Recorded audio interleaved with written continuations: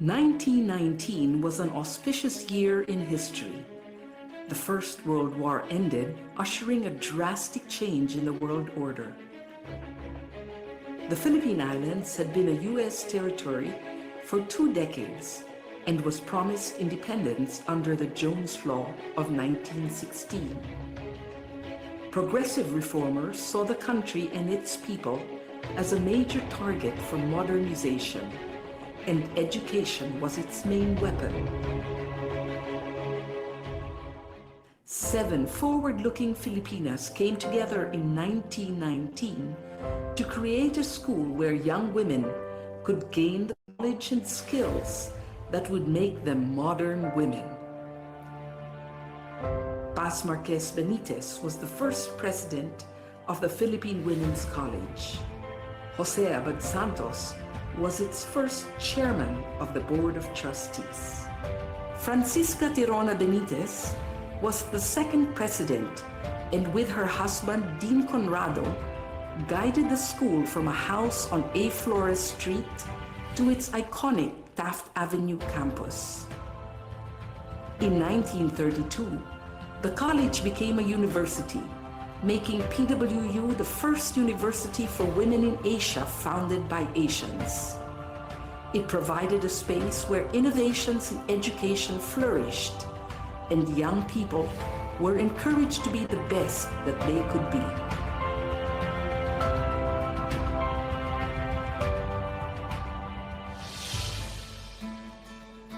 For over 100 years, the Philippine Women's University has been known as a leader in quality education. In 1934, PWU moved into its main campus on Taft Avenue, and since the 1970s has been co-educational. Located in the heart of Metro Manila, it is easily accessible by public transport and surrounded by affordable housing. Today's PWU offers undergraduate and graduate courses in several fields of study. Its business and management programs are responsive to the needs of industry, using evolving technology for global competence. PWU graduates excel in arts and sciences, education, social work, and diplomacy. Its fine arts and music programs have produced outstanding graduates through a holistic education that treasures heritage as well as excellence. PWU has pioneered in fields such as food science, nutrition and dietetics, medical technology, pharmacy, and nursing.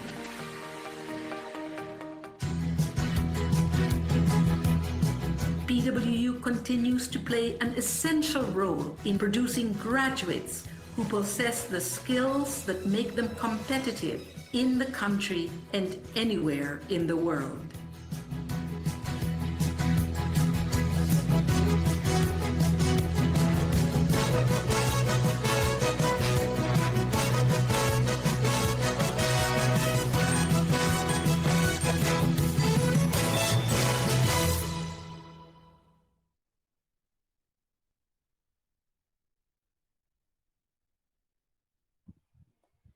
Before we begin on our program, please be reminded of the following etiquettes.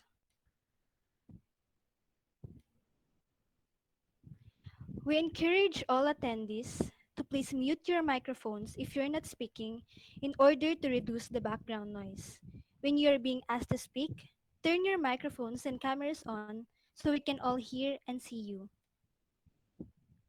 We highly encourage everyone to dress appropriately when cameras are required to turn on for photo opportunities. Now, to formally start the program, may I request everyone to be in the presence of God for the opening prayer, to be followed by the singing of the national anthem.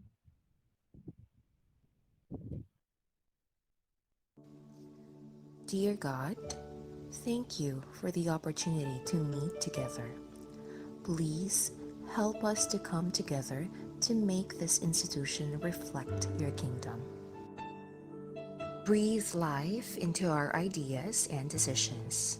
Help us build a team that has love and respect at its heart. Give us the strength to continue working for your kingdom in this time of pandemic. Lord, come give us the inspiration to be the best we can be. May we be a shining example of your goodness and truth within, wherever we are. Inspire our thoughts, discussions, and ideas, and continue to remind us that all that we do here today, all that we accomplish, is for the pursuit of truth for the greater glory of you. We ask these things in your name. Amen.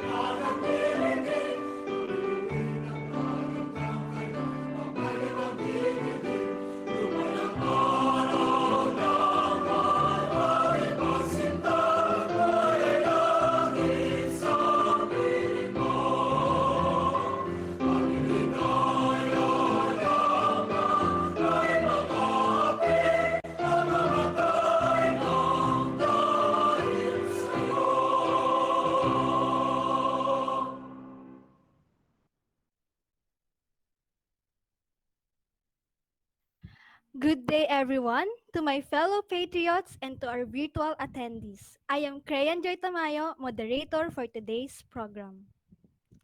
And to welcome us all and give us an overview of what is going to happen today, may I call on Miss Arnie Dizon.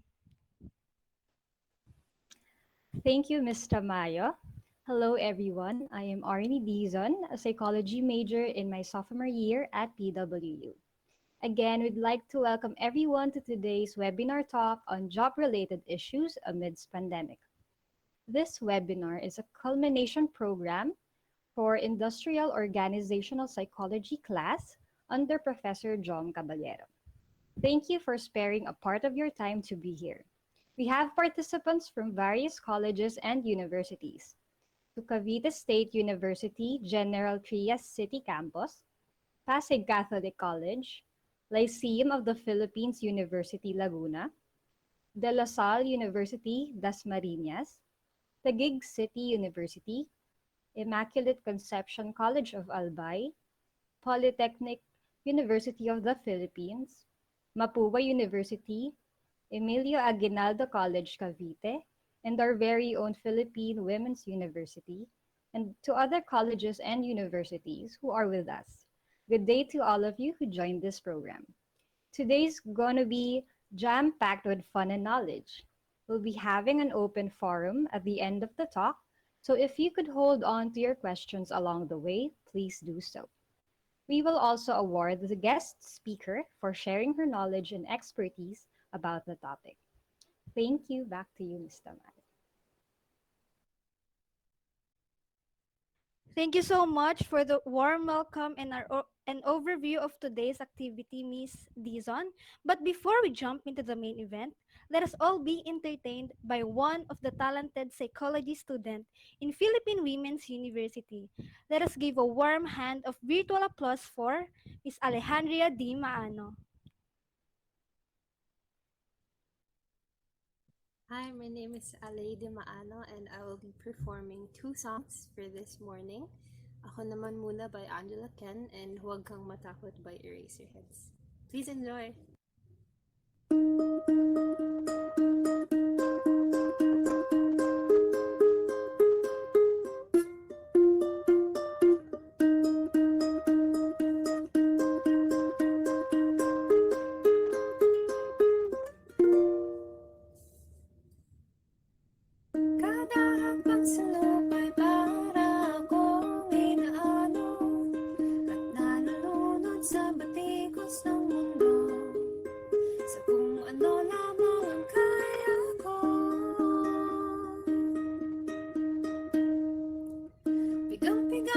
sa mga problemang di masolusyonan agad.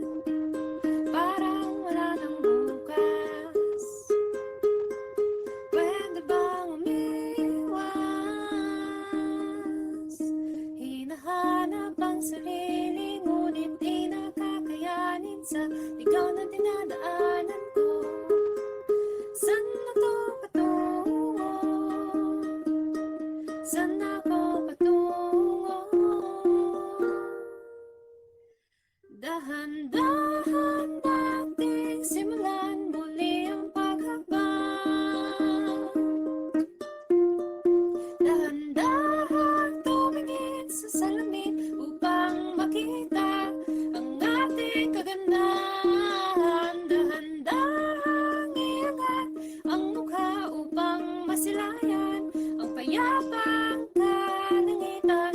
O pagod ka na, pero di ka nag-iisa, kaya't lumaban ka at sabihin, ako naman muna.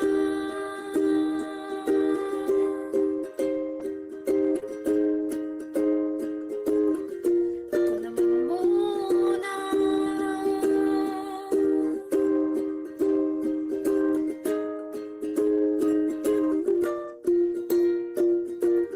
Huwag papalamon sa lungkot, huwag hahayaang malugmok ang puso mo sa iba, bato sa'yo ng iba. Tandaan mong sapat ka. Dahan-dahan tanggalin ang maskara at hayaang tumulo ang bumabagyang mga luha. Dahan-dahan iangat ang mukha upang masilayan ang mga taong ika'y pinapalagahan. O pagod ka na, pero di ka nag-iisa, kaya't lumaban ka at sabihin, ako naman muna.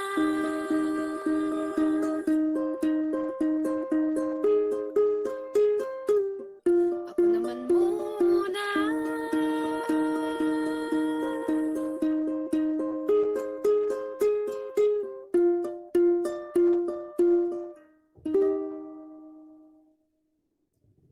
Huwag kang matakot, di mo ba alam, nandito lang ako sa iyong tabi. Di kita pababayaan kailanman. At kung ikaw ay mahulog sa bangin, ay sasaluhin kita.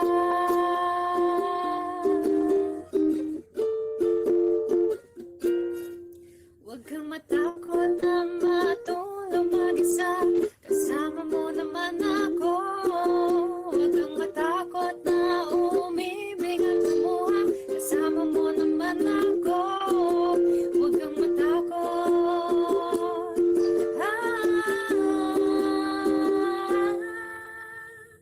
Huwag kang matakot, dahil ang buhay mo'y walang katapusan. Kapangyarihan ang pag-ibig na hawak mo sa iyong kamay. Ikaw ang Diyos at Hari ng iyong mundo. Matakot sila sa'yo.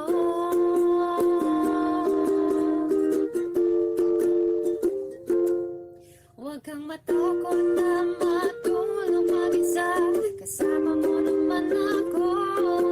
Huwag kang matakot na umibig at lumuha, kasama mo naman ako. Huwag kang matakot na magmukhang tanga, kasama mo naman ako. Huwag kang matakot sa hindi mo pa makita, kasama mo naman ako. Huwag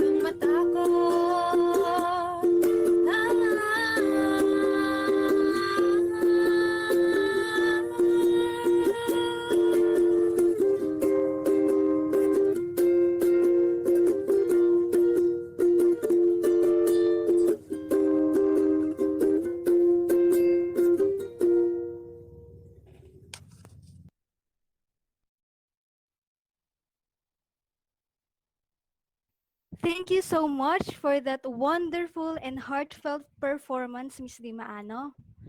Before we start, please be reminded to listen to the talk carefully and take down notes of all the questions that you will have as you listen to the webinar. Right after the talk, we will have a question and answer. You may type your questions on the comment box on our Facebook Live. This pandemic exposes people with job related issues such as stress, anxiety, job burnout, and satisfaction. The idea that life must go on and should continue despite societal events adds pressure to workers' way of accomplishing their task and disposition. The crisis challenges employees and awakens their respective families. To gain awareness and establish possible interventions and postventions for the workers, this webinar will be facilitated. To provide the information, the invited keynote speaker took a bachelor's degree in psychology and graduated magna cum laude from Cavite State University main campus. She obtained a master's degree in psychology with a specialization in industrial psychology at the University of Santo Tomas, where she also graduated cum laude. At the same university, she completed her doctorate degree in psychology and graduated as cum laude. Our speaker is also a competent and dynamic college faculty for 13 years, who is also a licensed psychometrician, certified specialist in industrial organizational psychology, CHED K-12 Transition Program Scholar, active researcher, devoted extensionist, resource speaker, academic achiever, and geared towards personal and professional development. With great pride and honor, everybody, patriots, let us all welcome Professor Lizella P. Masana. Good morning, everyone. Good morning, the Philippine Women's University, the attendees from Google Meet, and of course, from those watching us via Facebook Live. Good morning. First and foremost, I would like to thank the organizers of this event for inviting me over. In spite the fact that we have pandemic, you were able to facilitate a very interesting webinar like this. Of course, I would like also to thank Professor Jom Caballero for the invitation. Now, let us proceed to, sabi nga ng speaker, the moderator, the main event of today. So I am tasked to present to you job-related issues amidst pandemic. By the way, thank you for the moderator for that introduction. I was overwhelmed with the welcome and the introduction, of course, from our second year psychology students of PWU. Before I start with the actual lecture, can I ask first you guys a simple question? Are you okay? I think you can answer this by typing your answers via chat box, or those who are watching us via FB Live, you can give me reactions, heart reaction, like reactions, if you're okay, or if you're not, you may press the sad button if you wish. Dude, are you okay? This is actually a simple question, yet the thing is, this is not a typical question that we hear with nowadays because of the existence nga of the pandemic.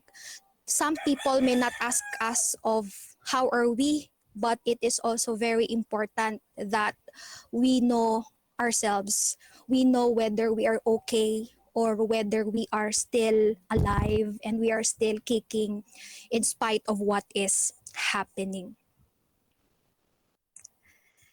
Since we are talking also of the pandemic, I believe that most of our participants are students from different schools and universities, and we have different stories from the pandemic. What I would like you to do is to again give me reactions whether you experience these stories from what we are experiencing, which is the pandemic. If you can relate, are you relatable to these experiences? Let us see. First, do you experience wearing of face mask and face shield? Give me a thumbs up button if you happen to experience these things, or heart button if you experience these things. Those who are on Google Meet can also participate by typing your reactions or typing your answers on the chat box. These are common stories. These are common experiences that we have during this time of pandemic. And let us see whether you are experiencing this. Wearing of face mask and face shield. Actually, this is in twin with the pandemic, because once that there's the presence of COVID-19, we were obliged to wear our face mask and face shield. There is actually a debate now whether we should still wear our face shield, yet the government still decides to allow us or to oblige us to wear the face shield. Next experience. Na-experience nyo ba to? Practicing social distancing in public transportation. I actually saw a lot of memes in Facebook wherein when you commute daw ngayon, para kang nasa posporo. It appears like you are very isolated because the jeepneys, the buses put barrier in between the passengers just to practice and to ensure that we are safe, or to ensure that we are practicing social distancing. Another, do you experience this, that you have cough? However, you avoid from coughing in public places because you are afraid that other people will tell that you have the virus, you have COVID-19. So refraining from coughing, especially in public places. You can never tell who has the virus. And if you happen to experience some sort of, you have sore throat, you have cough, or you sneeze, pinipigilan mo, lalo na kapag nasa public places ka. Because people will look at you. People will judge you as if you are the carrier of the virus. Another thing, this is very common. What we have now, we are engaging ourselves with the products of technology, the online platforms that we have, engaging with work or tasks online. It seems like we cannot perform our responsibilities or our routines without the computer, without internet. As students, I see that you cannot go, let's say, to the university where you're studying, so you have to adapt yourself. You have to still do your thing as a student, and you have to engage with online platforms such as Gmeet, Zoom, Webex, or anything, just to go on with the flow, just go on with the experience, to what is happening now. And in connection to that, do you experience internet or power? Worst, power interruption. You have tasks to do, yet loading. You see on the screen, it's loading. Oh my God, my internet is hanging. I am like a robot speaking to people. I'm experiencing internet and technical problems and concerns. And these are common nowadays because these are our forms of coping to the situation. The pandemic shouldn't hinder us from doing our routines, doing our responsibilities and tasks. Hence, we have to adapt. We have to cope with this situation. And probably some of you have these experiences. Some of you experience these things. And each one has different experiences. Students do have experiences of their own, same as with workers. Workers who tend to still work and cope with what is happening. In spite of the presence of pandemic, they have still to work, they have still to go to the organization, to the company, to perform their responsibilities and tasks. I think you will agree with me that this pandemic, it brings us the new normal. This is not a normal thing because this is something that we are not prepared of, something that we are not able, or we do not foresee this, and something that beyond our control. And this new normal provides us with various challenges, not just as a student or as a faculty or as a staff of a university, but everybody experiences these challenges. Of course, we cannot go away with the idea of the COVID-19, the implementation of the general community quarantine, the internet and the technologies, the social distancing, the transportation becomes difficult, and of course, the job that we have has been affected because, let's say, from the working from the company, you have to go there. Now there are companies that allow work from home. They set, or the management set, skeletal work arrangement.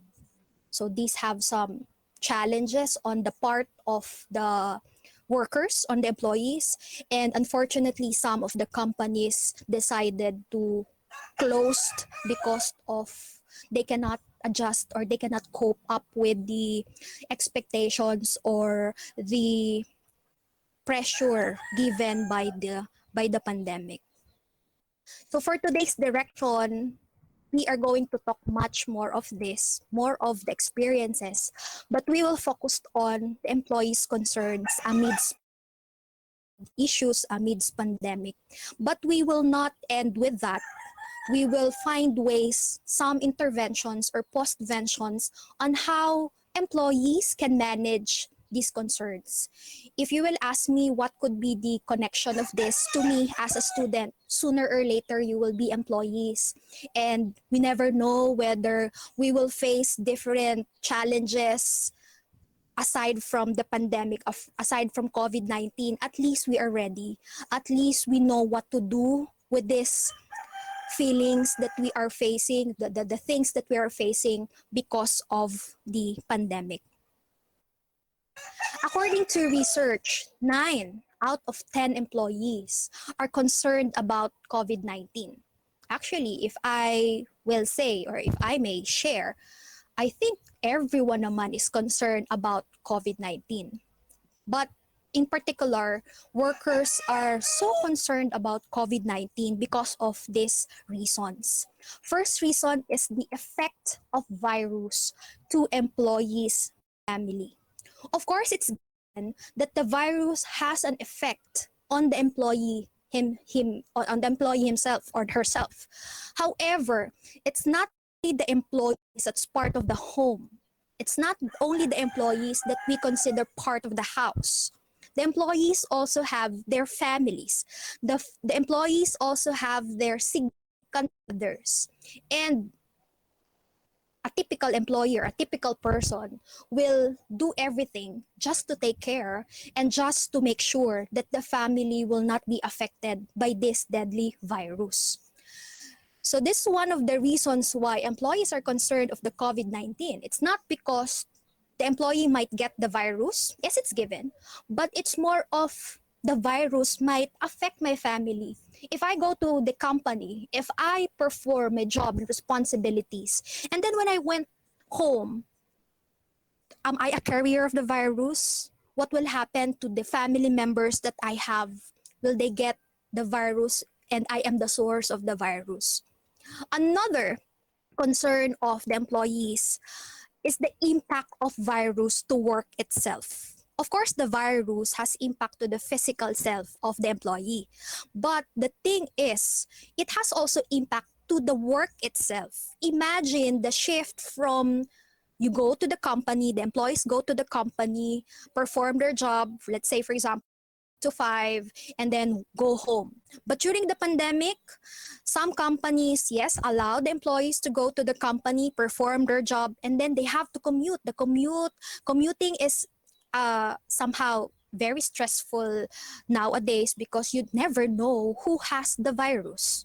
Another thing is there are instances wherein the work increases, the load that you have increases due to the virus, nagtanggal ng empleyado sa kumpanya.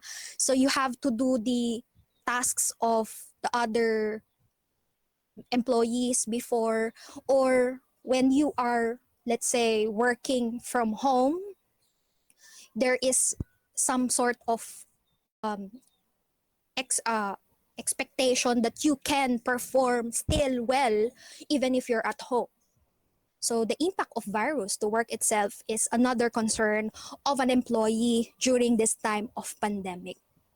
So these are the concerns. First is the fear of bringing the virus at home, especially during the first period of the pandemic wherein parang masyado pang mataas yung level ng pagkakahawa. Pwede kang mahawa dun sa virus or masyado pang delikado. Kaya nga there are lockdowns, there are really total shut off of the institutions and organizations. Any people can feel the fear because they don't want their family members to suffer because of them. But you know, life must go on and the employees should still work, should still need to go to the company to perform their tasks, and the virus should not hinder them from performing the responsibilities. It's just that on the other side of them, they have this fear that they may bring the virus at home. Another concern that we talked about is the concern about the remote work, because remote work has, of course, challenges, has issues as to the side of the employees. Some employees are not used to the online platform. Some employees are not used to this setup. Imagine you are working in a company for, let's say, 12 years and you are habitually going there, you are having the schedule, and then during the pandemic, the schedule changed and you have to work at home and you have to adjust again. You have to do something because you have to go on with the work. You have to still go with your routine as an employee. So these concerns brought psychosocial risks. Employees tend to feel stressed, the anxiety, the burnout, the idea of work-life balance, the lack of direction on the line of the work. And we have to take note of this because these are something that influence the productivity and the performance of the employees. So first is the job stress. Job stress is a harmful physical and emotional responses that occur when the requirements of the job do not match the capabilities, resources, or needs of the worker. So I think everyone knows what stress is. If you are stressed because of your job, that's job stress. If you are stressed because you feel like you cannot sustain the task that you have, you cannot perform your job, and you are not that productive because of the pandemic, you might be experiencing job stress. Are your equipments, or do you have proper tools or equipment to still perform your responsibilities as an employee? If you have that in mind, those responses, that is job stress. And these are symptoms of job stress. First, feeling of anger or denial. I think the symptoms of job stress are somehow relative to a common symptom of typical stress. The employees tend to be so irritated, napakadaling magalit, in denial that they cannot perform their job well. Patong-patong kasi yung trabaho, ang daming ginagawa, 24/7 na yung trabaho, so you feel these things. The employees may also feel uncertain, nervous, anxious. Bukas kaya may trabaho pa? Bukas kaya open pa yung company? Will be successful enough and withstand the test of the pandemic. Lacking motivation because of a lot of things to accomplish, a lot of things to do, the employees lose the drive to work. Imagine also the danger of commuting. Some companies provide services for the transportation, but some ay hindi. So the dilemma that you have to commute, you don't know whether yung passengers are carriers of virus or whatsoever. So it may add something to your drive or to the employee's drive to do or perform their job well. Of course, employees may feel tired, overwhelmed, burned out. Like what I've said, the pandemic resulted to a challenge or difference on the work itself. So the work might be your actual work or the employee's work might increase in nature. There are changes on the schedule and you might feel tired already. Oh my God, a lot of things to do. Hindi naman ganito prior to pandemic. Pero ba't ngayon? Ang dami kong kailangang attendan, ang dami kong kailangang gawin, etc. Feeling sad or depressed that you cannot accomplish your tasks or responsibilities, or you don't feel like you are productive, or you don't feel like you belong to the company, or you're sad, depressed by identifying or visioning that you might lose your job soon. Of course, having trouble in sleeping, aside from the fact that it seems like the pandemic provides 24/7 work. Yun yung aking unang pakiramdam nung nag-pandemic. Parang I am a faculty. Parang yung work naging 24/7, Monday to Sunday, because you have to reply to your students, your supervisors, probably because they have that thinking that you're working at home. You are at home in the convenience of your home and you can perform your job naman. So aside doon sa idea na yon, no, syempre hindi ka talaga makakatulog if your clients or if your customers have questions to the services or the products that you are providing them. So you might have trouble in sleeping. Of course, the thinking that what will happen tomorrow, or will I be still part of the company sooner or later? And of course, having trouble in concentrating.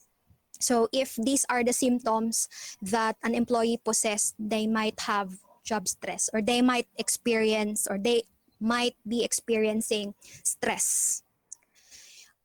According to researches, there are common work-related factors that can add to job stress. So why the person is stressed? Stress na nga.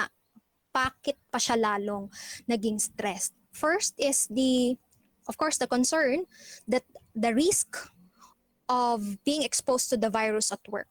Like what I've said, it's not all work from home.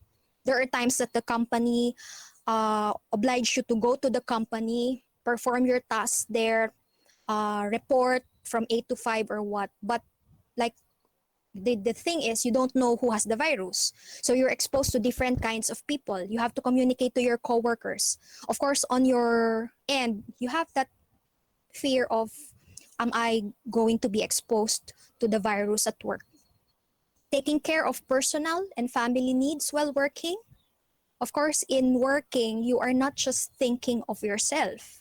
You're also thinking about other persons, especially your family or your significant others. You have to take care of yourself, and at the same time, you have to make sure that you can still provide for your family and you are not the carrier, let's say, of the virus for your family.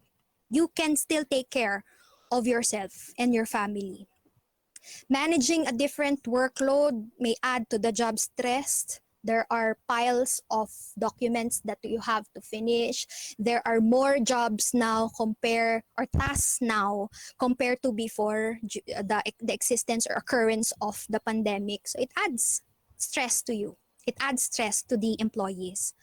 Lack of access to the tools and equipment needed to perform the job. I think this is very common to those who are working from home, that they have to set up their workstation. What if they don't have that enough internet connection or good or stable internet connection to perform their jobs and responsibilities? Do they have the necessary equipment? Good thing for those employees where the company provides the equipment and the materials. Binibigyan ng laptop, binibigyan ng internet connection, but how about the other companies na hindi nagpo-provide ng ganon? So the burden falls on the employees. It adds stress to the employees because they would want to still go through with their job. But what will they do if they don't have that enough equipment and resources to perform the job? Another, feelings that the employee is not contributing enough to work. You know, the pandemic brings a lot of emotions. I have a lot of clients now asking for counseling because they cannot explain what they are feeling at the moment. And I listen. And then they say that they are like that because of the pandemic. Of course, employees are normal people. They might also experience things, hindi lang sila nagsasabi because they have this idea that they have to work. So it might affect their feeling that, am I a contributing factor to my work? Am I doing my job well? Am I a source of, let's say, success of the company or an achievement to the company I'm working with? And then uncertainty about the future of the workplace and or employment. No one can tell whether the company will decide to close or to fire employees because of the expectations, because of the challenges of the pandemic. Ang dami ng mga kumpanya na nagsara. They cannot sustain the demands of the pandemic. And if you have this thinking with you, of course it adds stress to you. Learning new communication tools and dealing with technical difficulties. Like what I've said, the pandemic exposes us that we have to embrace technology, computers, different online platforms, and learning these new things is a challenge to everyone. And it's not just about a challenge, because of course there are trainings in the use of these communication tools, in these technical things or gadgets. But at the same time, you are training yourself to use this. At the same time, you are using it already. Nagte-training ka pa lang pero ginagamit mo na siya on your actual job.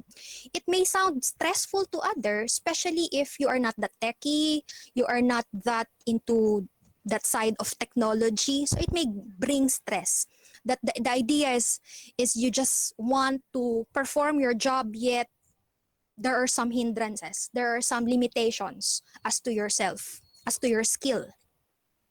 And then adapting to a different workspace and or schedule.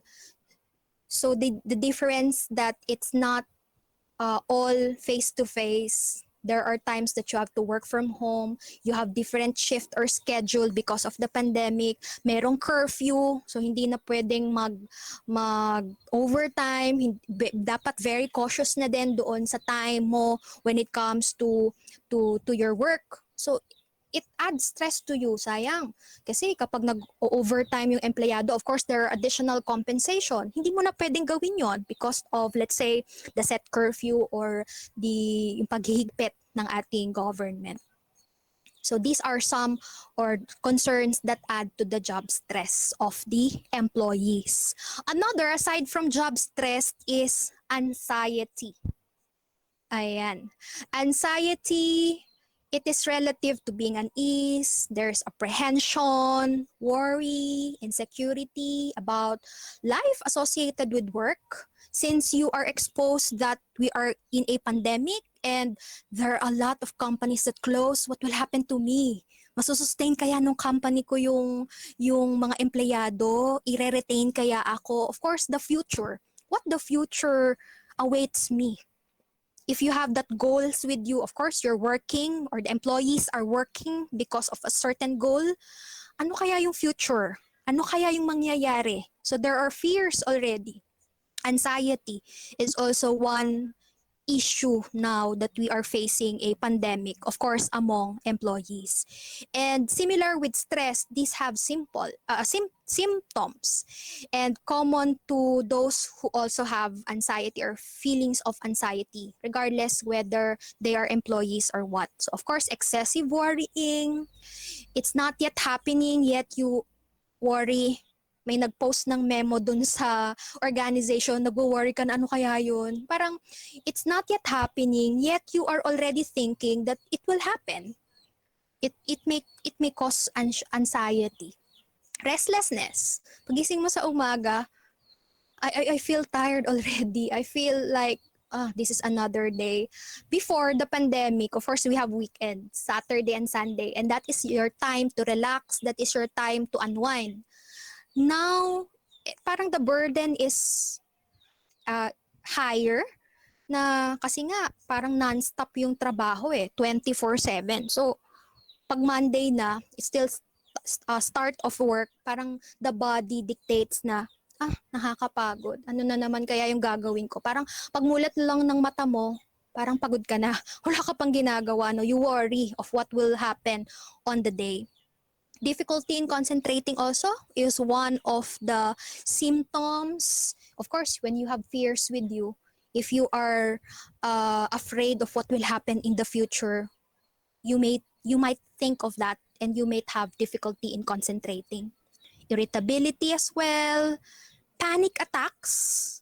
Nauso yung mga nagpa-panic attack, ano? Yung nag-chill at nagpa-panic attack talaga. Merong panic attacks kasi yung uncertainty, yung ano bang mangyayari, the question of what will happen in the future. If I'm an employee, I am the breadwinner, what will happen to my family? So yung isipin na yon, sumasabay yung katawan, sumasabay yung physical na katawan, nagpa-panic attack. Of course, difficulty in sleeping. You have a lot of things in mind. Employees have a lot of things in mind that made them afraid. So they had difficulty in sleeping. And some avoid social situations. Dati, you have time to socialize after work. Ngayon, pandemic, wala na talagang time to socialize because of the restrictions on the movements, because of the social distancing thing. There are also times that you have to finish lots of work for a day that you cannot even go outside of your room and just walk and talk to your, let's say, family members because you have that view that I have to finish, let's say, the work that you have. So the tendency is you avoid the social situations. You avoid others just to comply, just to not feel the fear or experience the fear associated to your job. And of course, irrational fears. Aside from excessive worrying, you are afraid of something that is not existing and is not that thing to be worried about. Ayan. There are also common reasons of having anxiety at work, especially this time of pandemic. So according to researches, first is the financial stability. Nino, financial stability pwede nung empleyado and at the same time nung kumpanya.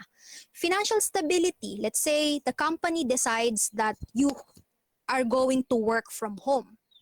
The question is, are you capable to have the equipment and the tools for you to perform your job at home? Yung aking bang naipon ay sapat para makahanap ulit, let's say, ng panibagong trabaho? Kasi nawalan ako ng trabaho nag-close yung company. So this affects the employees' feeling of anxiety. The financial stability, hanggang saan tatagal yung meron ako? The future is uncertain. The future is not yet known. Of course, job loss.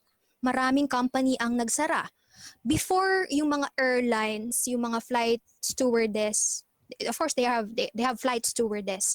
Flight stewardess sila. But because of the restrictions sa travel, yung mga flight stewardess naging tagasagot ng tawag, yung mga system, yung mga customer relations na tinanggap na din ng mga empleyado kasi they are afraid that they might lose their job. So instead of not losing the job, they just take the responsibility even if it's not really their line of work. So, syempre nakakatakot yung mawalan ka ng trabaho. Ang hirap na ngang maghanap ng trabaho, lalo pang humirap nung panahon ng pandemic. Tapos nagsara pa yung mga companies kasi you cannot naman blame the companies because the companies are there for profit, for improvement of something. Yet, paano pag it's not profitable already?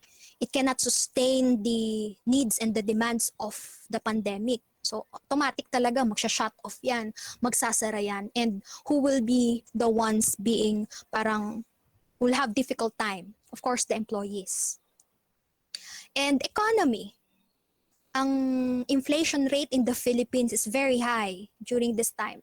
And I can say na mahirap talaga yung buhay ngayon compare before, or let's say compare noong wala pang pandemic. So it also adds the feeling of anxiety to the employees. Hanggang kailan masusustain ng ating government yung ating ekonomiya? Hanggang kailan yung feeling of you can provide for your needs, you can still eat, you can still do the things that you have to do. Isa kayo nga, yung pagpa-provide man lang ng food for your family hanggang kailan kaya yun, Kasi yung economy ay nasusustain ba or whatsoever. So it may influence the anxiety, of course, at work. Aside from job stress and anxiety, we have job burnout. Since very routinary yung nangyayari. Of course, routinary naman talaga yung trabaho, Pero meron nga kasing ibang idea na sumama doon sa trabaho mo. May pandemic. So, employees may experience job burnout. This is a state of emotional, mental, physical exhaustion caused by excessive and prolonged stress. Yung feeling na you are very tired already of what you're doing, yet you don't have any choice. Yet you have no choice but to do it. Not just for yourself, but for other people. Let's say for your family. And there are symptoms of job burnout. Reduced performance and productivity. Of course, if you feel like you are tired, it may affect your performance. Pagod ka na Hindi mo pa ginagawa, pagod ka na. So what will happen to the performance, to the service that you can provide? Another, anxiety. Of course, the fear of the uncertainties, the fear of what the pandemic is giving to us. Detachment from others. Pag nagde-detach ka na, baka burnout ka na sa ginagawa mo o sa trabaho mo. Low mood, you lose your drive, you lose your motivation to perform your tasks.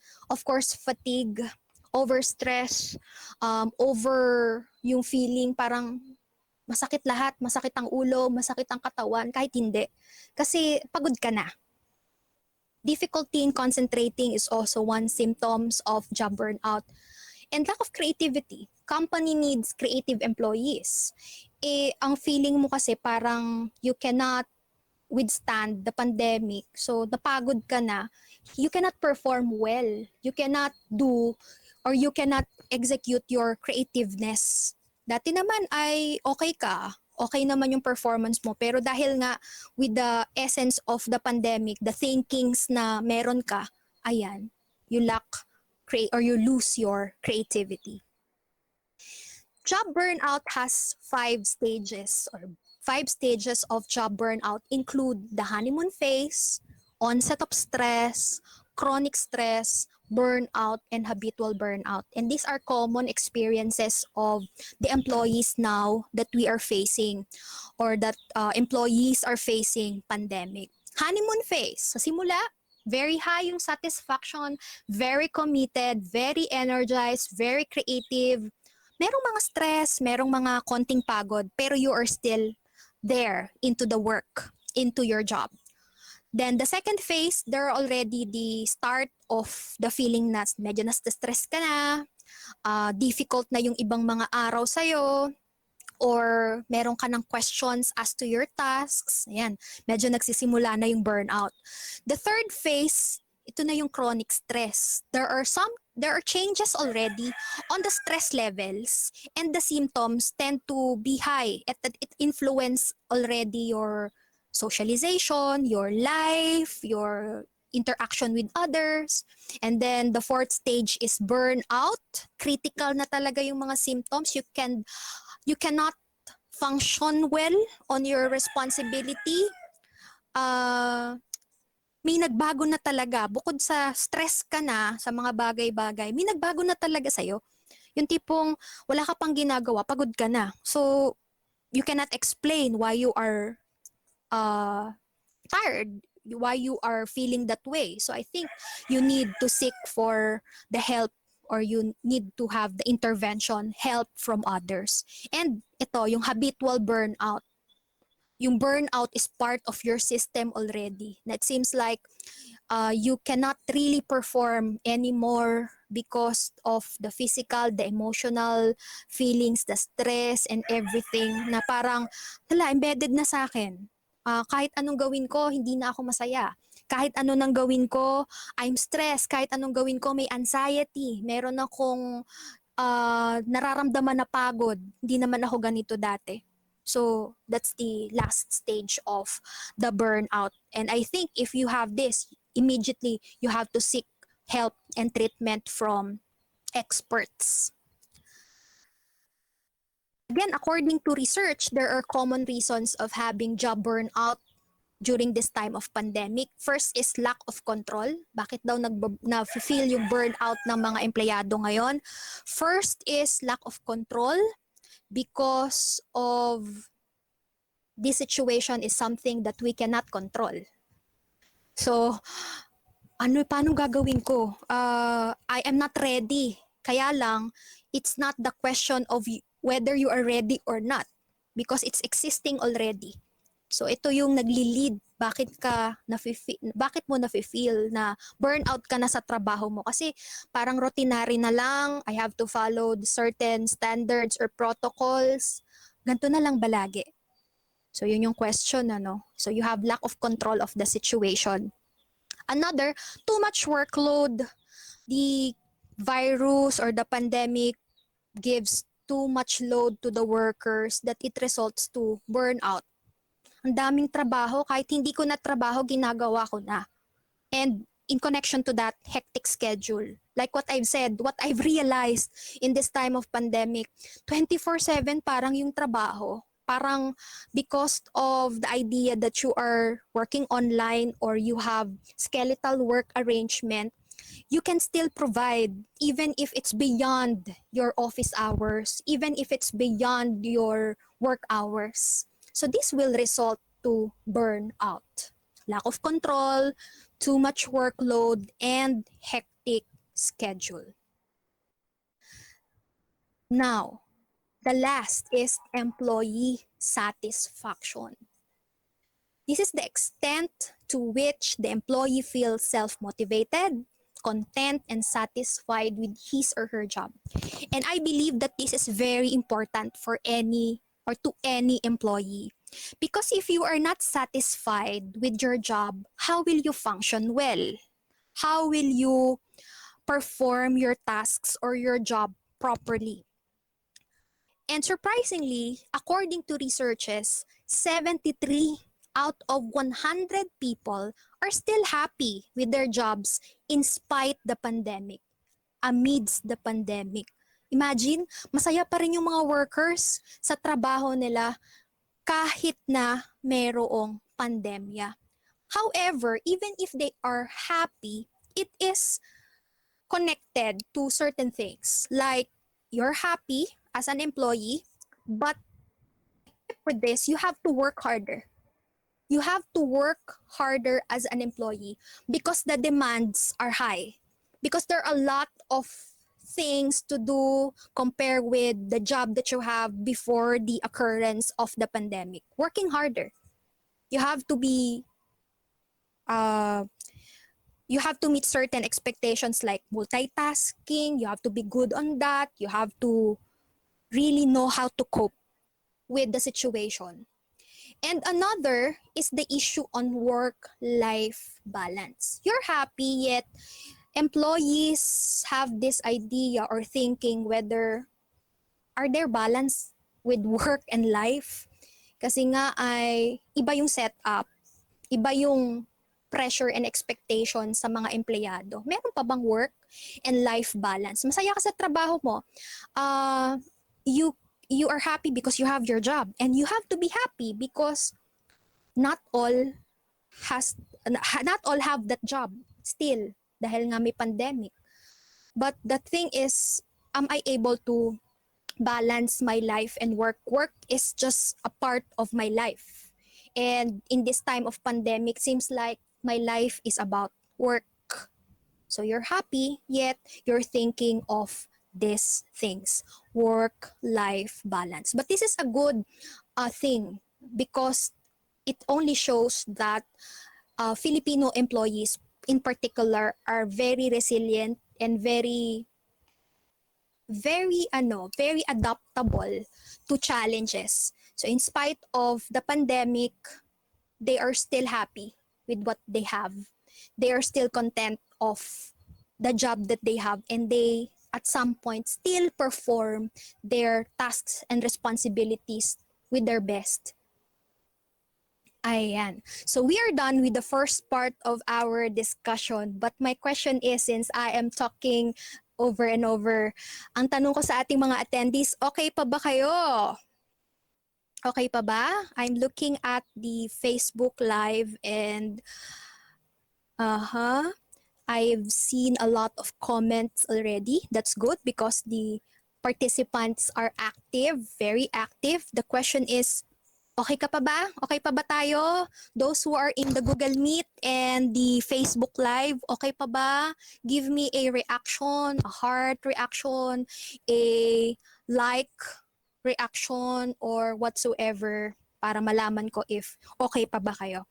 And let us have a quick game just to refresh or just to have some sort of energizers. So psych students know this thing. All you have to do is guess the word or phrase. So I will flash this one. So how will you read the word or the phrase that I have here? Guess the word or the phrase. Ano kaya ito? What is this? Okay, so I'm looking at the answers. Ano kaya ito? Guess the word or the phrase.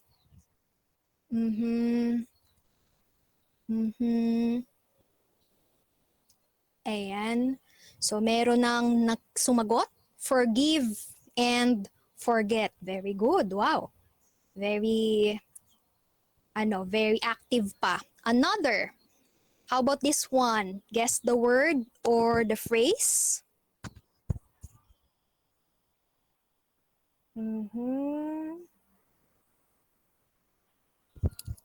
Ayan, I see answers. Answers are coming. Ayon, si Professor Jom, first aid, sumali din sa ating pag-guest. Another, this one.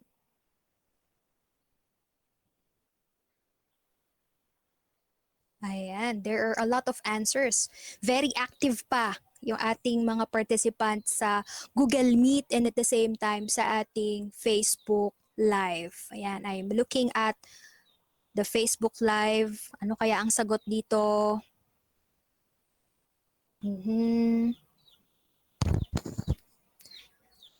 Ayan, merong sumagot, just you and me, or better, ano pa kaya? Just you and me, parang may kulang doon sa just you and me. Ano kaya ito? This is just between you and me. How about this one? This is the last word or phrase that I would like you to guess. Ayan. So there are 4 words here that you may guess. Phrase ito. Okay, so waiting for the answers from our Google Meet and at the same time our Facebook Live.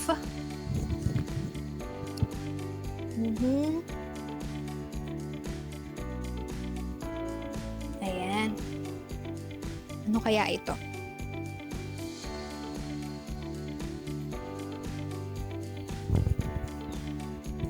Come on, answers. Answers are welcome.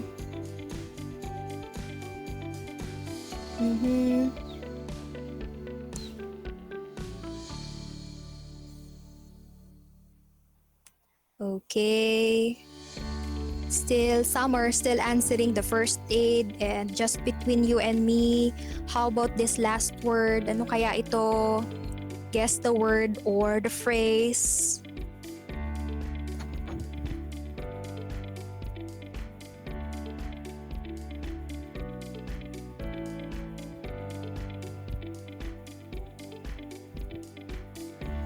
Ayun, merong nagsumagot. I understand you take over, undermine my undertaking. You over. Nice try. Ito isa. I understand you undertake to undermine my understanding. Or undertaking. Wow, very good. I understand you undertake to undermine my undertaking. Very good. The attendees both in Google Meet and Facebook Live are active. Kindly give yourselves a virtual round of applause for participating in a heart reaction for your participation. Thank you very much to those who participated. Now we are done with the first part of our lecture. Now we can proceed with the interventions. How these employees can manage their concerns amidst pandemic.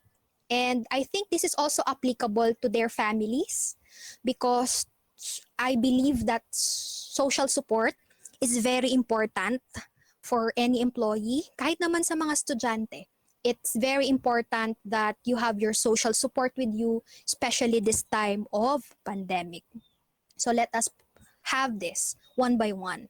First is, self-responsibility and love.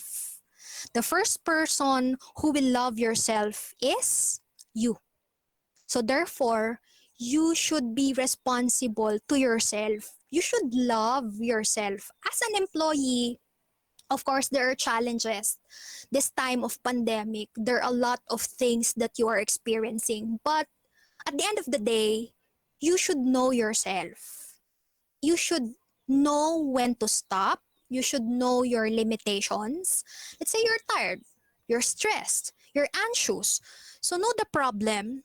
You may ask other people, express yourself, experience yourself, connect to yourself, connect to others, tell them that you have something with you. Do not just keep it with yourself, let's say, as employee. Of course, employees are professionals na, no? These are people na medyo mataas na yung expectation because they are adults already or they are working already. Yet, you're still human. So you need to still express yourself, connect to yourself, and know, let's say, why you are experiencing this job-related concerns or issues, this psychosocial risks. And as you love yourself, you do something to overcome this. Okay? Another, breathing. Breathing is a very good technique for anyone, especially to our employees. The challenge that the employee should still work is something that an employee should be proud of at times, should appreciate with himself na nagawa niya yon, nagtrabaho siya kahit na pandemic. But it's not also bad to breathe. You know, when you breathe, you supply oxygen to your bloodstream. And when you supply oxygen to your bloodstream, it gives energy. How can you perform your tasks or responsibilities if you do not breathe? At least literal, you breathe, you inhale, and then you exhale. And then after, it's also a one way for you to relax and to rest for a while, then go with your work, go with your tasks as employee. Sensing. We have different senses, sense organs. Why not use that? One of the challenges of this pandemic is work from home. 24 hours ka or 24/7 kang nakaharap sa computer, nakaupo ka from 8 to 5 just to perform your job. Why not go outside? Of course, following the protocols. You wear your face mask, you wear your face shield, you walk around, you look at the surroundings. I am lucky because I have my job and at the same time, I can do my job. Nakakahinga pa naman ako, may panlasa pa naman ako, and then I can provide for my family. And feel that you're alive. Feel that you are still there. You are still an employee doing your tasks and responsibilities. Another is, of course, eating. You should not forget to eat. Of course, you should not just maintain your mental health, but you have to also promote your physical health. Eat healthy. Huwag kakalimutan kumain dahil lang gusto mong magawa yung trabaho mo, nagka-ulcer ka, no? Sabi kasi ay kailangan ko daw itong matapos. Why not eat? Why it's a basic thing, it's a basic need. You have to eat. Healthy diet for a healthy life, a happy life, etc. And you know, when you're stressed, there are times that we have this stress eating, di ba? Pag stress ka, ang tendency kumakain ka, or the other way around, hindi ka nakakakain. But at least you enjoy eating, because by eating, you, aside from you are doing something for your physical body, you are also enjoying a moment na, and the idea na, buhay ako, nakakakain ako, I can buy my needs because I have work, I am still lucky, I can still taste the food. Ayan. Another, moving. Energy creates energy. You move your body. You know the problem of commuting, ano? Kapag nagko-commute ka in the public transportation, you are or employees might be so afraid na ayaw tanggalin yung face shield, ayaw tanggalin yung face mask. Baka, kasi nga, you don't know who has that virus, who's the carrier. So why not, at least you try to move, no? When you go to your company, when you reach your company, move ka, or of course you sanitize, and then you stamp your feet, you move your head. When you're working from home, at least you go outside of your room or your workspace and you move. You move freely. And it will give you also an idea that I'm still alive. I am still able to perform my job. I'm still moving. Iba nga lang yung setup ngayon or iba yung expectations. But it will give you something positive. Another feeling. Embrace the feelings that you have. Either it is negative or positive. For the families of the employees, I guess they have to be the number one support system. If the family member who happened to be an employee is tired, it's the responsibility of the family to at least alleviate the feeling of tiredness noong employee. In life, there are positive and negative reactions but we have to embrace it. Normal yun. Kung puros positive yung nararamdaman mo, parang there's a question whether it is normal pa. Kasi life is combination of different feelings. And when you embrace it, when you feel it, you will learn how to overcome, let's say, the negative feelings. And then if you have positive feelings, edi you retain it so that you will be able to perform your jobs well and your tasks well. Another is thinking. Mind over matter. I believe that the pandemic will come to an end. It will end. Dapat kayo din. Employees also should think this way. Lahat naman ay nagbabago. Everything changes and it will stop. And when the time comes na we will go back to the normal thing, at least you're there. You're still working. You're still part of the company. You are able to surpass the challenges with your job, with your tasks as an employee. You are still standing there. You did not give up, and you did not allow the pandemic or any virus to let you down. So the power of thinking, positive thinking, it will come to an end. Nag-a-adjust ako ngayon sa aking trabaho, makakapag-adjust din ako, and malalagpasan ko to. And of course, playing and working, the work-life balance, like what I've said kanina, work is just part of life, of an employee's life. And employees should learn how to balance things. May time for work, may time for play, may time for personal things. Because if you tend to work, and perform your jobs, yes, it's good that you are productive, but it's just a portion of your life. You have another things pa to do that you may do. And if you happen to balance, magiging mas okay yung pakiramdam mo, and yung pressure, yung mga issues and concerns mo sa buhay mo. Then communicating, very important also. Communication, not just to your family members, but also to your coworkers, to the management. Hindi mo kayang i-sustain yung work from home. Tell that to the management so that the management can do something. Tell that to your supervisor.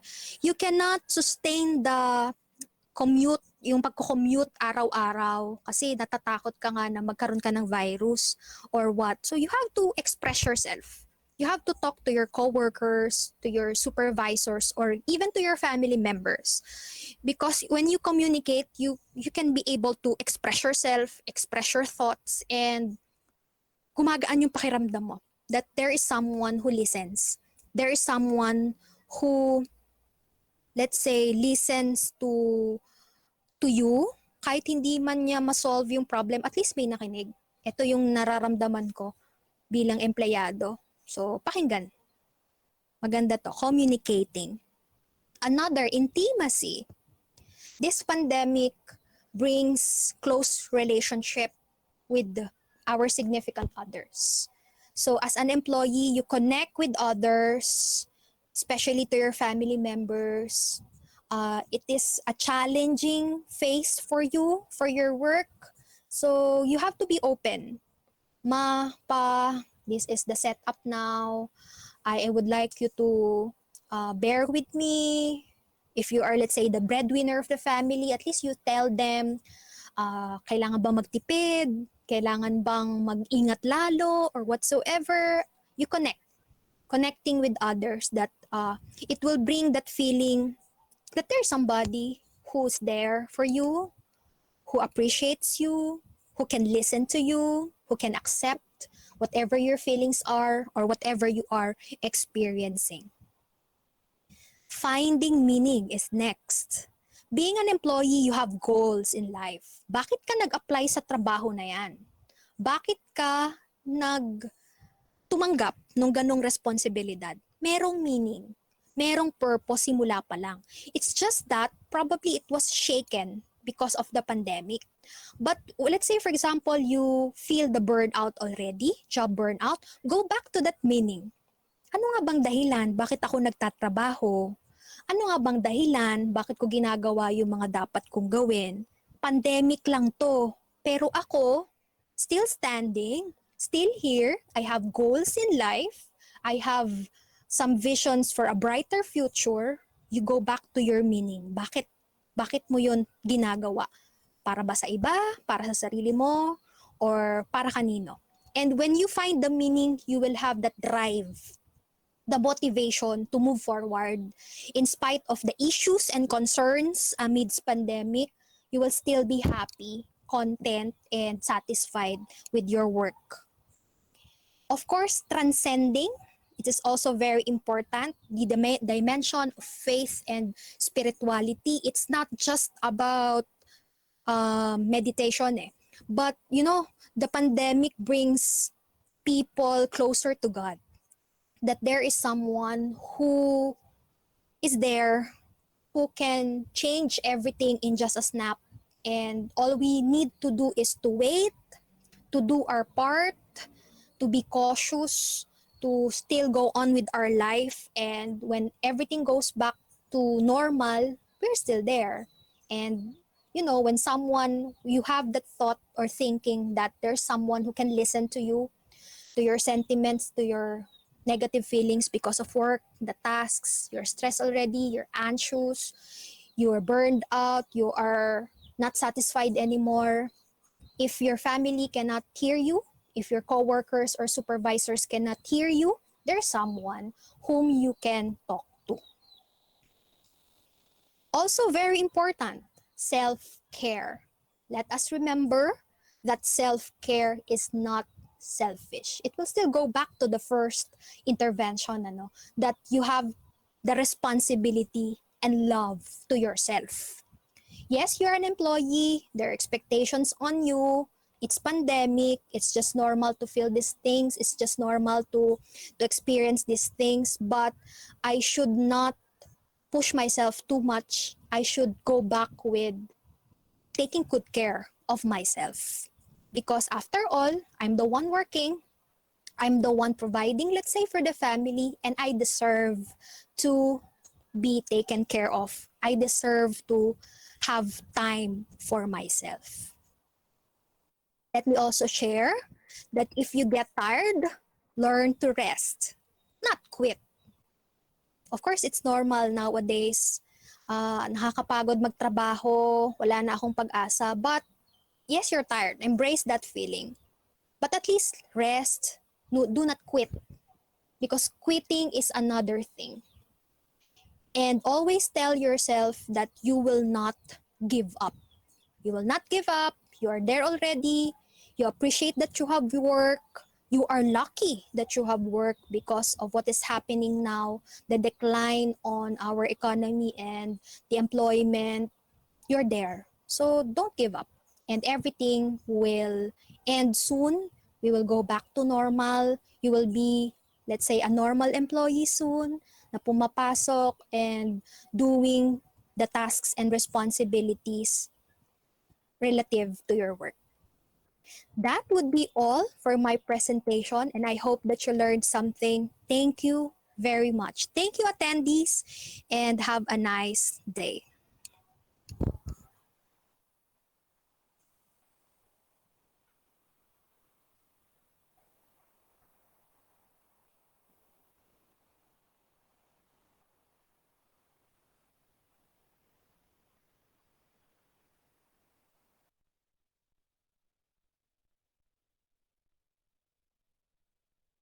Okay, thank you so much, Professor Lizella Masana, for that very timely and meaningful talk. And I'm sure our virtual attendees also have learned and gathered a lot of information from you.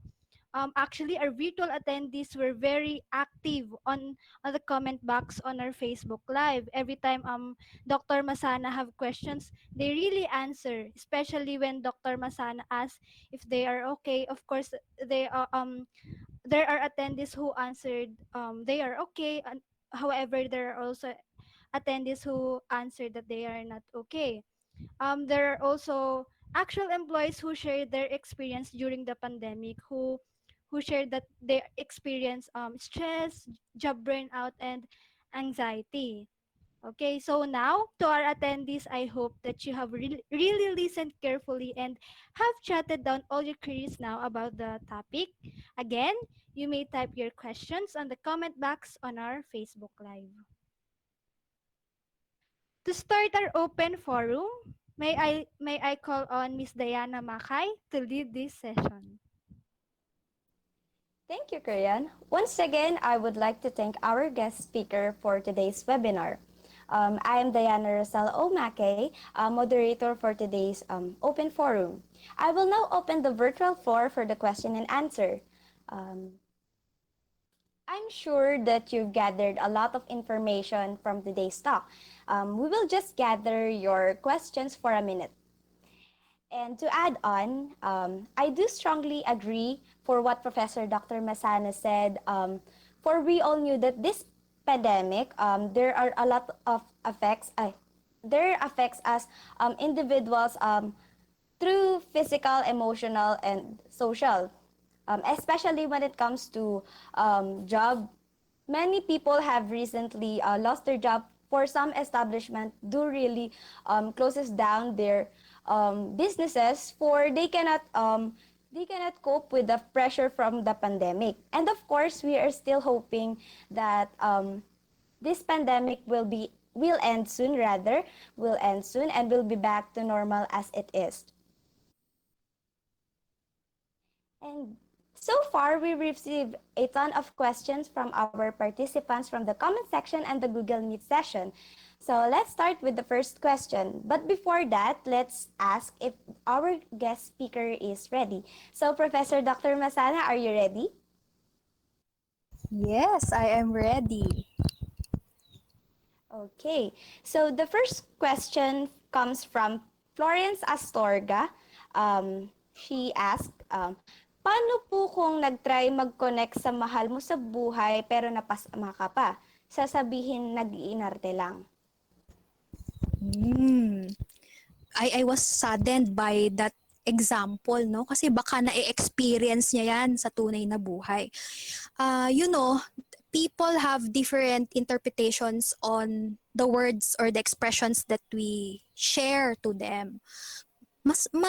Mahirap kapag family mo yung hindi tanggap, ano? Yung nararamdaman mo or na-experience mo. But let me just say that your family is not the only persons in the world. There are also other people whom you can share your problems with, whom are ready to listen to what you are experiencing. Hindi lang, paano ko ba sasabihin yan? Of course, the family is the one that's we're expecting na tanggap tayo, no? Na makikinig sa atin. Pero if ever that they are the source of our stressors, you find other people who can hear you out. You find other persons who can appreciate and who can listen to what you are saying. It's not, yes, your family is there, but it's not only the family that you can talk to regarding your concerns and problems. Ngayon po. Thank you. Thank you for answering the first question, Professor Dr. Masana. So now let's proceed for the second one. Number 2. What if the employee is really burnt out and it may seem unhealthy but they do have no choice but to continue on working? What should the employee do? Can it be an option to leave the job if it's unhealthy for them? First thing, I think the employee can take a leave. Leave muna for a while, no? Pwede naman kasing mag-leave muna dun sa trabaho, pero it doesn't mean that you will leave the company. Pwede kasing the employee may reflect, bakit ba yun yung nafe-feel niya, or bakit meron siyang burnout. And then, if during the periods of leave ay hindi pa rin niya ma-solve or hindi niya pa rin ma-overcome yung burnout, that is the time wherein he or she can decide whether he or she needs to leave the company. Kasi ako naniniwala na yung mga burnout, yung stress, common yan na nararanasan ng tao. And it is depending on the person who experience it. Baka kasi ako iba yung aking pag-experience ng burnout, iba yung pagkapit sa stress ng ibang tao. At least, you give yourself time to heal or time to reflect whether you're still capable to perform your job. And I think you are the person who can identify if it will be healthy for you to stay on the company or not. You can only tell if it's healthy or not. But I think the suggestion is you take a break and go back if you are ready. I hope it answers the question. Thank you. Yes, ma'am. And to add on, sa sinabi niyo po kanina na mind over matter, breathe, and take a break for everything kapag nagkaroon ka ng burnout. And also, self-care is very important. So the third question comes from Mianor Pilye, rather. You mentioned po the symptoms po of the anxiety, and one of those is panic attacks. What can you do pag nag-panic attack ka po sa work or while working? Or is it there any way to avoid panic attacks sa workplace? Actually, there's no way to avoid panic attacks in workplace because panic attacks depend on the body. Kahit ako personally, I do experience panic attacks if I am too much tired or too much stressed out. And this is what I've learned from my clients and from my students and from my coworkers. Pag nagpa-panic attack, talagang it's just a matter of your control over your body. Kasi ikaw ang makakapag-control na mawala yung mga attacks. Of course, mahirap yun, especially kung first time mong nararanasan yung mga panic attacks. But what I can suggest is to learn to relax, breathe in, breathe out. The context that you are still breathing, you feel your heart. The context that your heart is still beating, you're still alive. So why worry of things? Of course, it requires practice. It requires a lot of control sa'yo. If it happens in the company, I believe that any company naman have their health services providers. So I think they have equipped doctors or nurses na pwedeng magbigay ng first aid or medicine para doon sa mga tao na merong panic attack. Pero I think it will start still with you. Sa'yo pa rin yun, dun sa nakaka-experience noong panic attack. You try to relax yourself, feel your breathing, feel your heart, and mind over matter, no? Parang mahirap pero yun mind over matter that everything will be all right. Ayun, thank you. Okay po. So the next question comes from Marius Jerome Reyes Orina. Do you have any tips for relaxation due to stress and anxiety or burnout? The very common is the relaxation technique. So our breathing exercise, yung mga relaxation techniques and breathing exercises natin.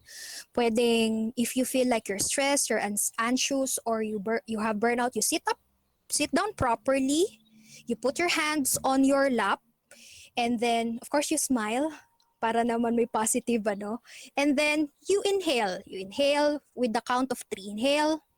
We can do this. Sige, sundan nyo ako, Krian and Diana. Inhale and then exhale. Inhale, exhale. Another. Inhale, exhale. And then that's a simple technique. If you would like to continue until how many counts, pwede naman. Another thing that I learned ay yung karate chop na tinatawag, wherein you tap different parts of your body just to relax. Halimbawa, you're so burned out na with your work, with your tasks. What you will do is you can tap different parts of your body while relaxing. So you may start with tapping your fingers, tap tap tap. Yan, tap tap tap mo muna, karate chop. And then pwedeng magsimula tayo dito sa ating eyebrow, tap tap tap tap tap. Yan, tap tap tap tap tap nyo lang. And then here sa gilid ng mata. Yan, tap tap tap tap tap tap tap tap tap tap tap. And then you may also tap under the eye. Tap tap tap tap tap tap tap tap tap tap. Then you may also tap your chin. Tap tap tap tap tap tap tap tap tap tap tap. And then your collarbone. Tap tap tap tap tap tap tap tap. And then under your arms. Pwede rin tap tap tap tap tap tap tap tap tap or both sides. And then finally you may tap your head. Tap tap tap tap tap tap tap tap tap tap tap. Ayan. So karate chop yung tawag. It eases the feeling kasi aside sa nare-relax ka ay nagre-rest ka from whatever you are doing. So I think actually there are a lot of relaxation techniques that you can use or breathing exercises that you can use, but I can only provide you with those things.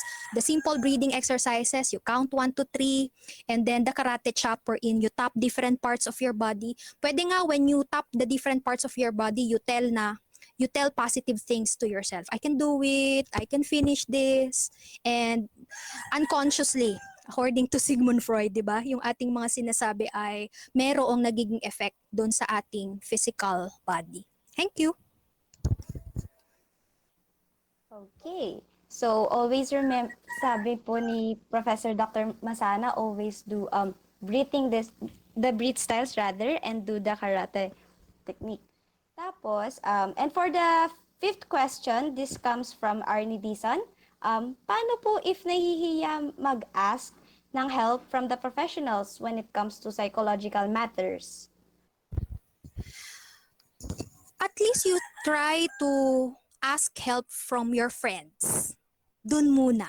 If you are kasi meron tayong parang stigma pa rin, ano, when we ask help from counselors or psychologists, parang may something sa'yo. Parang may something naman talaga sa'yo, pero yung tabu na tinatawag sa environment or sa society natin. If you have that fear, edi try muna dun sa mga tao na kaya mong kausapin. Why not try to express yourself to your friends, to your loved ones, and kung hindi na talaga kaya, that is the time wherein you have really no choice but to consult professionals. And the professionals naman are very accommodating. Naandyan sila, they are trained, they are well trained to manage or to hear you out. Kaya wag matatakot na tumawag or mag-ask ng help.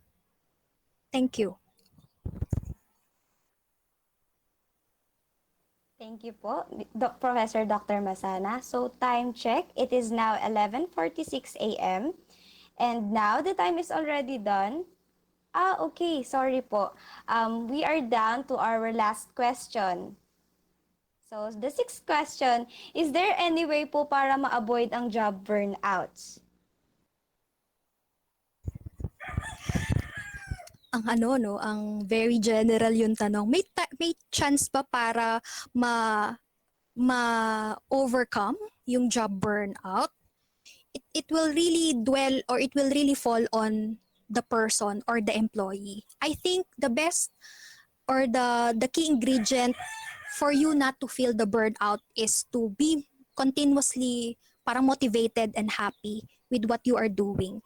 Kasi if you're happy, you are motivated of what you are doing, parang definitely it will not bring you that restlessness and tiredness of the work. I-maintain yung pagiging masaya sa trabaho. Pag i-maintain yung pagiging content doon sa trabaho na meron ka. I think that is a way for you not to feel the burnout.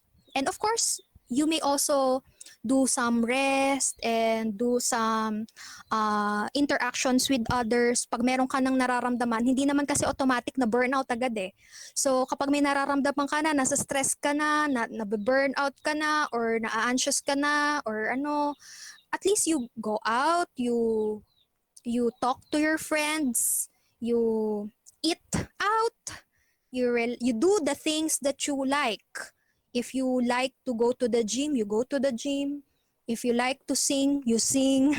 Kanina yung ating intermission number, ang galing-galing, 'di ba? Oh, the singing is also one way for you not to experience the burnout. There are a lot of ways, but I think in the context of the employee, do not set aside yung happiness. Kasi if you're happy with what you're doing, definitely you will not feel the tiredness and burnout on your job. Thank you. Okay, thank you po. Again, time check. It is now 11:48 a.m. and now the time is already done for the question and answer portion. And now I will close the floor for the open forum. Thank you so much for your questions. Unfortunately, we don't have much time to entertain. Again, thank you, Professor Dr. Masana, for answering our inquiries regarding our webinar. We will now proceed to awarding of e-certificates. Okay, thank you so much, Miss Makay and Professor Dr. Masana. Actually, one of my takeaways from the webinar is to find your meaning, find your whys. Kasi it will really help you to go back. And that's it po. Let's proceed to the awarding of certificates. May I call on once again Professor Dr. Lizella P. Masana for the awarding of certificates.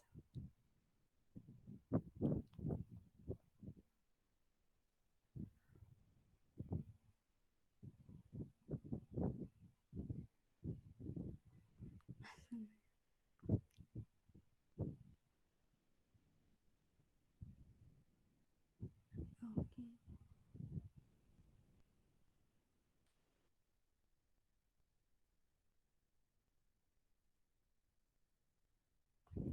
Okay. Philippine Women's University School of Arts and Sciences awards this certificate to Professor Lizella P. Masana for contributing her expertise as a resources speaker during a webinar talk on job-related issues amidst pandemic, hosted by PWU Psychology Department as part of the regular mini lecture series and PWU Transformative Learning System, given electronically this June 28, 2021.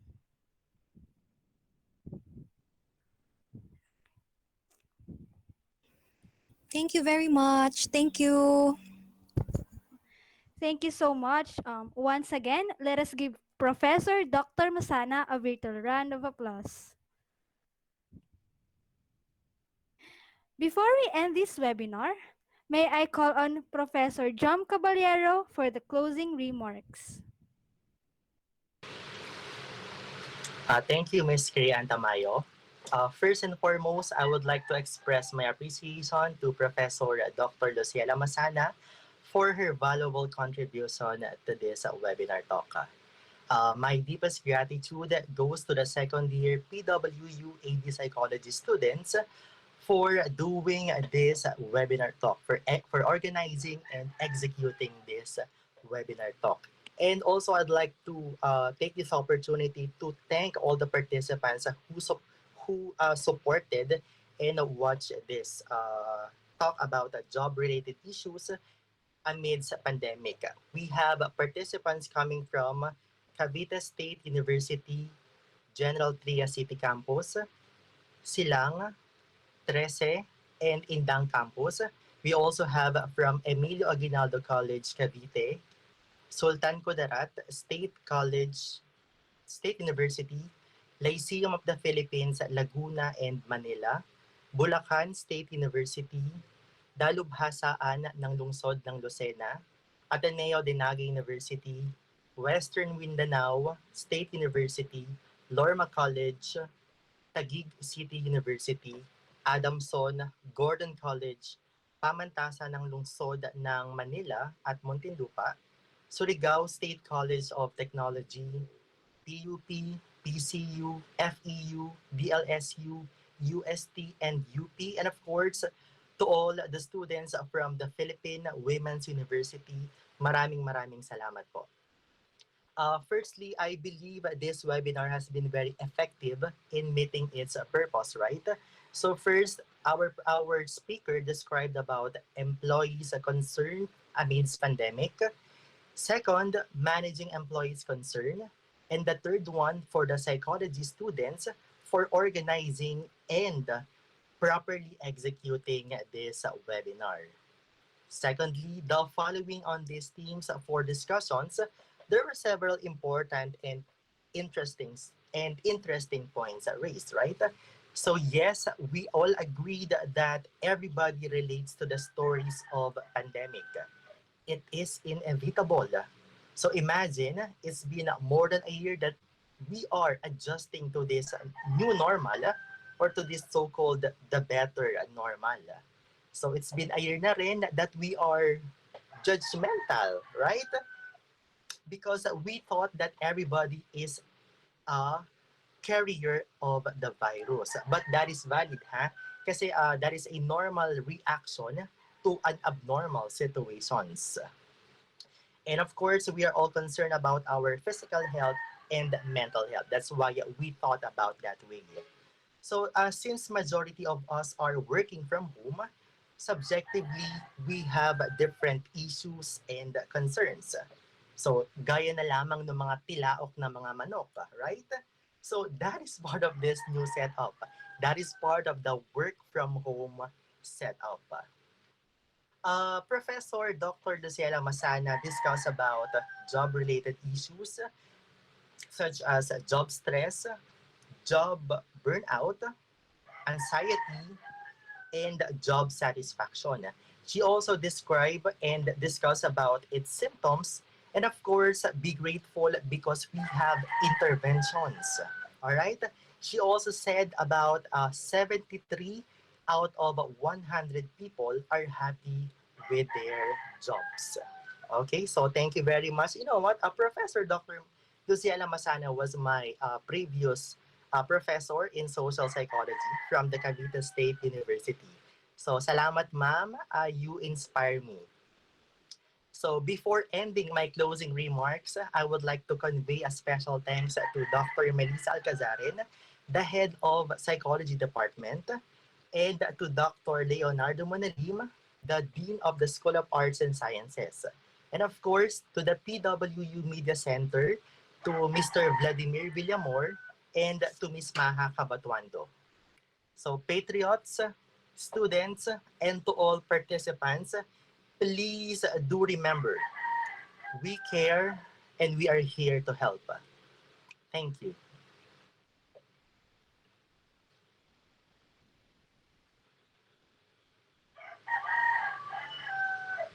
Okay, thank you so much for that, Professor John Caballero, for the closing remarks. I would also like to take this opportunity to thank Dr. Melissa Alcazaran, Head of Psychology Department, to the PWU Media Center, to Mr. Vladimir Villamor and Ms. Maha, to the second year AV Psychology, to the organizers, and to our virtual attendees. So we have some announcement regarding the e-certificates for the attendees. For our virtual attendees who registered before the webinar, you will receive your certificates through your emails after you answer our evaluation. The evaluation link will be posted on the comment box right after this announcement.